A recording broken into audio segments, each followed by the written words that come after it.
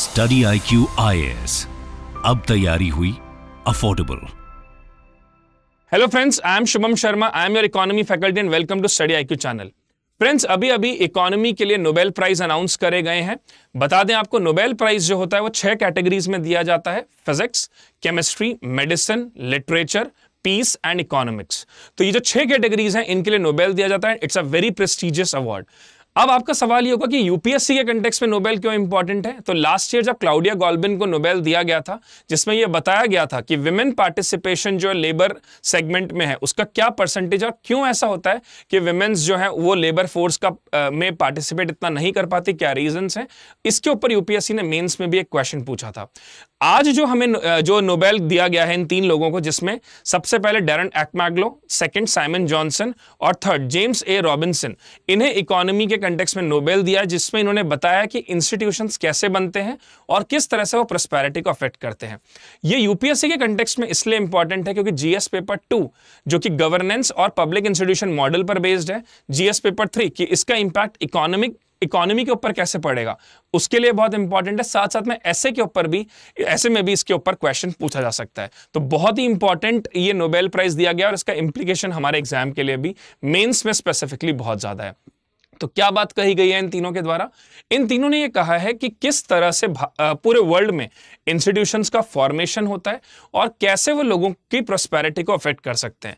Meanwhile इनका यह भी मानना है कि जो भी ओवरऑल सोसाइटी क्रिएट होती है उसमें डिसीजन मेकर्स से ज्यादा जिनके ऊपर आप डिसीजंस ले रहे हो, मतलब एक आम आदमी जो है उसका रोल कितना इंपॉर्टेंट होता है, वो कितना पावरफुल है, इसके ऊपर ये पूरी बात कही गई है। तो इन्होंने अपनी इस थ्योरी में 3 पॉइंट्स के ऊपर स्पेसिफिक ध्यान दिया, जिसमें पहला पॉइंट इन्होंने बोला है कि किस तरह से रिसोर्सेस को एलोकेट किया जाता है और डिसीजन मेकिंग पावर किसके पास होती है, इसके ऊपर जो कन्फ्लिक्ट क्रिएट होती है उसके बारे में इन्होंने जिक्र किया है। जैसे फॉर एग्जांपल, कहीं पर भी रिसोर्स की अवेलेबिलिटी जो है वो नेचुरल भी हो सकती है और क्रिएटेड भी हो सकती है। अब जो नेचुरल रिसोर्सेज है उसमें तो आप कुछ कर नहीं सकते, वो तो नेचर ने दिया है आपको, लेकिन जो क्रिएटेड रिसोर्सेज हैं उसका इंपैक्ट कौन कौन से लोगों के ऊपर पॉजिटिव पड़ सकता है और किन किन लोगों पर नेगेटिव पड़ सकता है, उसके ऊपर कंफ्लिक्ट हो सकता है।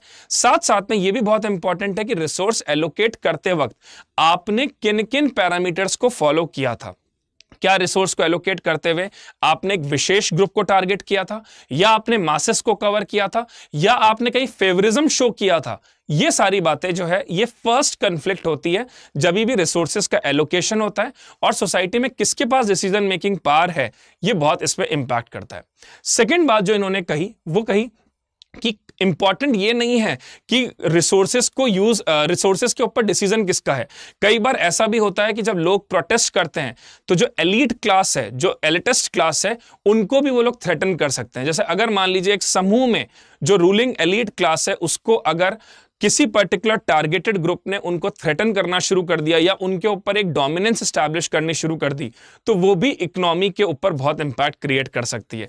तो इंपॉर्टेंट ये नहीं है कि सोसाइटी में किसके पास पावर है, इंपॉर्टेंट ये है कि सोसाइटी में जो डिसीजन मेकर्स हैं क्या उनको भी ओवर रूल किया जा सकता है क्या। तो इसमें बहुत इंपॉर्टेंट ये बात आ जाती है कि कई बार समाज के पास इतनी शक्ति होती है, समाज के लोगों के पास इतनी पावर होती है कि वो अपनी पावर को एक्सरसाइज करके जो एलिटिस्ट है, जो रूलिंग क्लास है, उनको भी इंपैक्ट कर सकते हैं, उनको भी जड़ से उखाड़ फेंक सकते हैं। तो इसमें एक बात जो कही वो कही है, masses sometimes have the opportunity to exercise power by mobilizing and threatening the ruling elite। जो रूलिंग एलीट है उसको भी वो लोग थ्रेटन कर सकते हैं और कहीं ना कहीं उनके ऊपर भी एक डोमिनेंस एस्टैब्लिश कर सकते हैं। Power in society is thus more than power to make decision. तो पावर इन सोसाइटी, जो समाज के पास शक्ति है, वो कहीं ज्यादा है उनके ऊपर जो लोग निर्णय लेने की शक्ति लेते हैं। जैसे आज फॉर एग्जाम्पल म्यांमार में क्या हुआ, लोगों ने प्रोटेस्ट किया।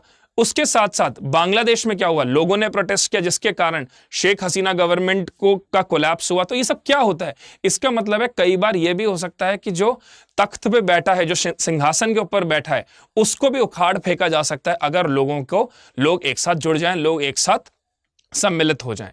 तीसरी बात जो इन्होंने कही है वो ये कही है कि कई बार कमिटमेंट बहुत इंपॉर्टेंट होता है। मतलब जो एक बार हम कहते हैं, एक बार जो मैंने कमिटमेंट कर दी उसके बाद मैं खुद की भी नहीं सुनता, तो कमिटमेंट जो है वो बहुत इंपॉर्टेंट होता है। तो अगर कहीं पर भी कमिटमेंट की प्रॉब्लम आ रही है और एलीट के द्वारा अगर कमिटमेंट जो उन्होंने कहा वो अगर वो पूरा नहीं कर पाएंगे तो सोसाइटी उनसे कहीं ना कहीं नाराज हो सकती है, समाज उनसे नाराज हो सकता है। जैसे एक कमिटमेंट मान लीजिए वो करते हैं कि हम एजुकेशन गर्ल्स के लिए फ्री रखेंगे, या गर्ल्स की सेफ्टी या सिक्योरिटी का हम ध्यान रखेंगे, या हम रिसोर्स जो हमारा वीकर सेक्शन है उसको हम बेसिक फैसिलिटीज देंगे, और बाद में अगर ये सारी चीजें पूरी नहीं हो पाती तो क्या होता है, जो पॉपुलस जो है, जो सोसाइटी है, उनके पास फिर डिसीजन मेकिंग की पावर आ जाती है, और फिर उस केस में they will protest against all those who are creating the issues. तो अगर मैं सम टोटल आपको समझाऊं तो ये जो नोबेल दिया गया है इन 3 लोगों को, उसमें मेजर बात यही कही गई है कि इंस्टीट्यूशंस का जो फॉर्मेशन होता है वो क्रिएट एलिटिस्ट के द्वारा करा जाता है,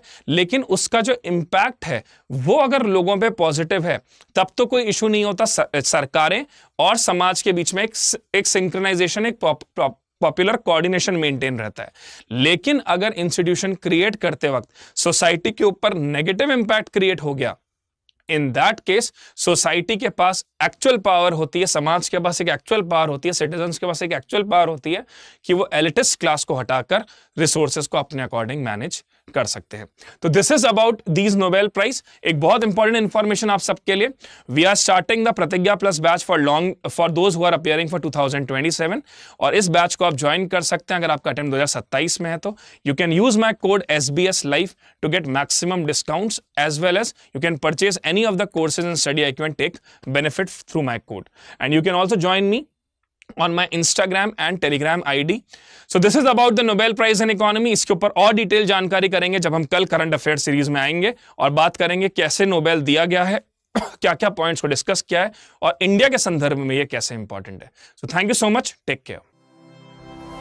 StudyIQ IAS, अब तैयारी हुई अफोर्डेबल।